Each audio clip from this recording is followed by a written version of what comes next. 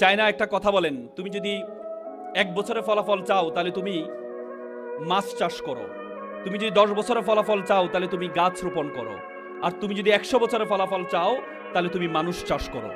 আজকে মানুষ চাষ করার জন্য অ্যাডভান্টেক্স যে চমৎকার ওরিয়েন্টেশন প্রোগ্রাম আয়োজন করেছে, আমরা একটা করতালির মাধ্যমে তাদেরকে অভিবাদন জানাই। আলিবাবার প্রতিষ্ঠাতা জ্যাক মা একটা চমৎকার কথা বলেছেন।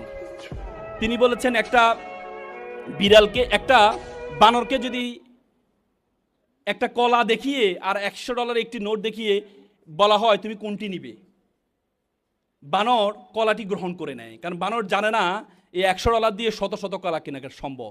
তেমনি তরুণ প্রজন্মকে যদি বলা হয় তুমি কি চাকরি করবা নাকি ব্যবসা করবা, তরুণ প্রজন্ম চাকরিটি গ্রহণ করে।